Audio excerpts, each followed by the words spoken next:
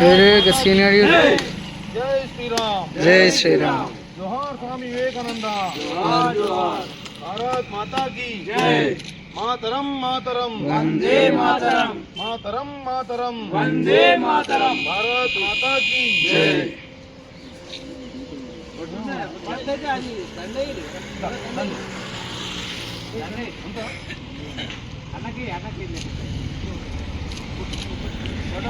మాతా key జై.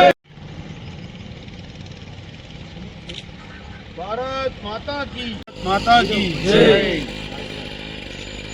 Bharatiya Janata party Armoor మండల శాఖ ఆధ్వర్యంలో ఆర్మూర్ మండలంలో ఉన్నటువంటి ఇసాపల్లి గ్రామంలో ఉన్న స్వామి వివేకానంద విగ్రహానికి తన యొక్క 161 జయంతిని పురస్కరించుకొని ఈ దేశం యోజనోత్సవాలు నిర్వహిస్తుంటూ ఉంటుంది.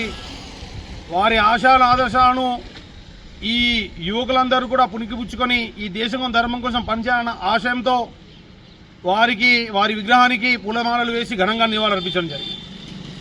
స్వామి వివేకానంద ఈ యొక్క భారతీయ యువకులకి కాదు, ప్రపంచ యువకులకు సైతం కూడా ఒక ఆదర్శప్రాయమైనటువంటి వ్యక్తి.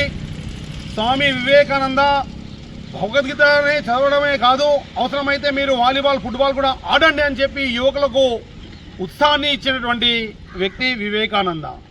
అంతేకాకుండా పరాయి దేశంలో సైతం భారతీయులు పరాయి మహిళను సైతం ఏ విధంగా గౌరవించాలని సంస్కృతి సంప్రదాయాన్ని ధర్మాన్ని నేర్పినటువంటి వ్యక్తి స్వామి వివేకానంద.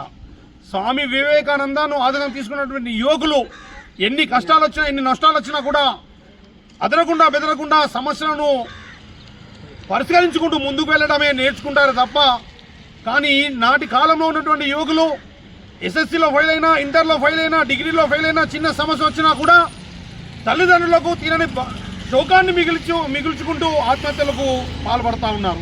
దానికి ఒకవేళ కారణం తల్లిదండ్రులు ఇంట్లో భగవద్గీత నేర్పకపోవడం, తల్లిదండ్రులు స్వామి వివేకానంద గురించి చెప్పకపోవడం, తల్లిదండ్రులు దేశం సంస్కృతి చెప్పకపోవడం వల్ల వాళ్ళు దేశంలో ఉన్నటువంటి మహానుభావుల యొక్క విషయాలను పోగడం వల్ల వాళ్ళలో ఆత్మ న్యూనతాభావం ఏర్పడి వాళ్ళు ఆత్మహత్యలకు పాల్పడుతున్నారు.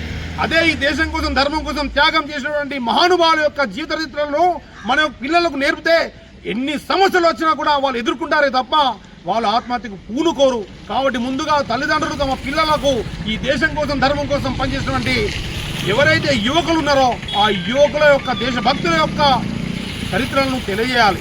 అదే వివేకానంద కోరుకున్నాడు. అంతేకాకుండా ఈ దేశం కోసం ధర్మం కోసం ఏదైతే స్వామి వివేకానందను మనమందరం చూడలేదు, కానీ అదే స్వామి వివేకానందకు అసలు పేరైనటువంటి నరేంద్రనాథ్ దత్త, అదే నరేంద్రనాథ్ దత్త నరేంద్రుడి పేరులో నరేంద్ర మోడీ యొక్క పేరు మీద ఈరోజు భారతదేశ ప్రధానమంత్రి అయి ఈ దేశం కోసం ధర్మం కోసం వారు పనిచేస్తూ ఉన్నారు. వారి హయాంలోనే రామ మందిరం నిర్మాణం జరిగింది. వారి హయాంలోనే 370 ఆర్టికల్ కాశ్మీర్ తీసేయడం జరిగింది. వారి హయాంలోనే 3 తలాక్ను తీసేయడం జరిగింది. వారి హయాంలోనే శాస్త్ర సాంకేతిక రంగాల్లో భారతదేశం అభివృద్ధి చెందుతా ఉంది. కాబట్టి అప్పుడు వివేకానందను చూడకపోయినా ఇప్పుడు వివేకానందుని నరేంద్ర రూపంలో చూస్తున్నామని, అదేవిధంగా రాబోయేటటువంటి ఈ యొక్క స్థానిక ఎన్నికలలో భారతీయ జనతా పార్టీ అభ్యర్థులు బలపరిచే వాళ్ళని గెలిపించుకోవాలని సందర్భంగా తెలియజేస్తాం. భారత్ మాతాకి జై. ఎప్పటికప్పుడు వార్తలను వీక్షించేందుకు Q9 న్యూస్ ని సబ్స్క్రైబ్ చేసుకోండి, లైక్ చేయండి, షేర్ చేయండి. విలువైన సమాచారాన్ని ముందుగా మీరే తెలుసుకునేందుకు బెల్ బటన్ ని క్లిక్ చేయండి.